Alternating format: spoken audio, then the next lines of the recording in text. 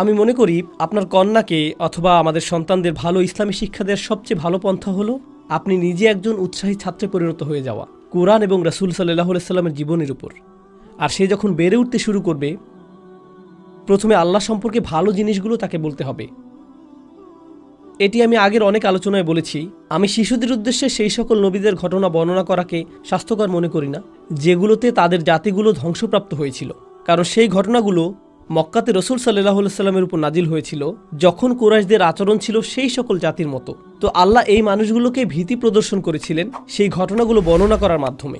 আমরা প্রায় ভাবি যে আমাদের সন্তানদেরকে শিশু অবস্থায় নূহ আলাইহিস সালাম, লূত আলাইহিস সালাম, সালেহ আলাইহিস সালাম এবং শুআইব আলাইহিস সালামের ঘটনা বলা উচিত। এর দরুন তাদের মনে আল্লাহ সম্পর্কে এমন একটা ধারণা তৈরি হতে পারে যিনি সব সময় জাতিদেরকে ধ্বংস করতে থাকেন। তো মানসিকভাবে তাদের আল্লাহর সাথে সম্পর্ক তৈরি হয় আল্লাহকে ধ্বংসকারী হিসেবে জানার মাধ্যমে। একটি শিশুর মনে আল্লাহ সম্পর্কে প্রথম যে ধারণাটি আপনি তৈরি করতে চান তা হলো আল্লাহকে স্মরণ করা সকল ভালো জিনিসগুলোর জন্য।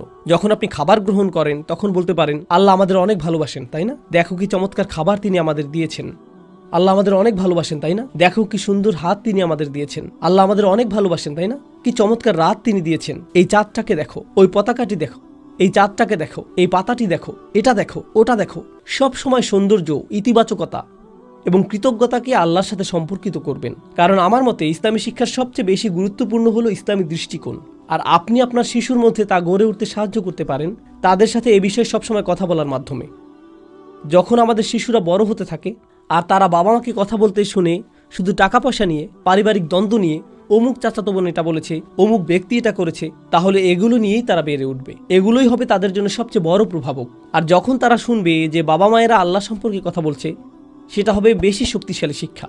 তাজবিদ শেখা, কোরআন মুখস্থ করা, আরবি ভাষা শেখা, ফিকাহ শেখা, হাদিস শেখার চেয়েও তারা এইসব বিষয় শিখতে পারে। কিন্তু তারপরেও আল্লাহ যেমন ব্যক্তিত্ব আশা করেন তারা তেমন ব্যক্তিত্বের অধিকারী নাও হতে পারে। তো গতানুগতিক ইসলামী শিক্ষাগুলো আসলে মানসিকতা তৈরির তুলনায় সহজতর। এখন কোন বয়সে আপনার উচিত তাদেরকে প্রচলিত আনুষ্ঠানিক শিক্ষা দেয়া? আমার মতে শিক্ষা অর্জনের ক্ষেত্রে শিশুর স্বভাবসুলভ প্রবণতা বিভিন্ন ধরনের হয়। যদি আপনি লক্ষ্য করেন যে শিক্ষার ক্ষেত্রে এবং মুখস্থ করার ক্ষেত্রে আপনার সন্তানের স্বভাবসুলভ প্রবণতাটি বেশ ভালো, তাহলে কিছুটা আগে ভাগেই আপনি নিজে তাদেরকে শিক্ষা দিতে পারেন। ভালোবাসা সহকারে তাদেরকে শিখান কিভাবে সূরাগুলো মুখস্থ করতে হয়। দিন এবং দুনিয়ার ভারসাম্য রক্ষা করা আসলে সবচেয়ে গুরুত্বপূর্ণ বিষয়। আমি কখনোই শিক্ষা প্রতিষ্ঠানে গিয়ে ইসলাম শিখিনি, এটাই বাস্তব। আমি আপনাদের বলছি, সবসময় আমার উপর দায়িত্ব ছিল পরিবারের ভরণ পোষণ করা, দিনে ফুল টাইম 7-8 ঘন্টা কাজ করা, তার সাথে ইসলামী জ্ঞান অর্জন করা, তার সাথে শরীরচর্চা করা, তার সাথে বন্ধুবান্ধবদের সাথে সম্পর্ক রক্ষা করা। আপনি ইসলামী জ্ঞান অর্জনকে জীবনের অংশ বানিয়ে ফেলুন। আর এই অনুভূতিটি আমরা আমাদের সন্তানদের মনে গেঁথে দিতে চাই। ইসলামী জ্ঞান অর্জন করা হবে তাদের জীবনেরই একটা অংশ, যেমনটি দাঁত মাজাটাও তাদের জীবনের অংশ, ঘুমের অভ্যাস যেমন তাদের জীবনের অংশ। ইসলামী শিক্ষার ক্ষেত্রে এই অভ্যাসও তাদের জীবনের অংশ।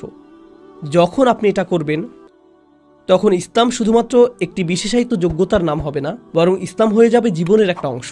আর যখন তারা বাবা মাকে দেখবে যে তারা ইসলামী শিক্ষা অর্জনকে জীবনের নিয়মিত অংশে পরিণত করেছে, তখন শিশুরা নিজেরাও এই অভ্যাসকে ধারণ করবে। কারণ শিশুরা তাদের বাবা মায়ের আচরণকে অনুকরণ করে। আর এটা হবে আপনার করার সবচেয়ে সফল কাজ। কারণ যদি আপনি আপনার সন্তানকে নিয়মতান্ত্রিক প্রাতিষ্ঠানিক ইসলামী শিক্ষা প্রদান করেন, তা আপনি অবশ্যই করতে পারেন, কিন্তু তারপর যখন জ্ঞান অর্জন শেষ হয়ে যাবে তখন এর সমাপ্তি ঘটবে।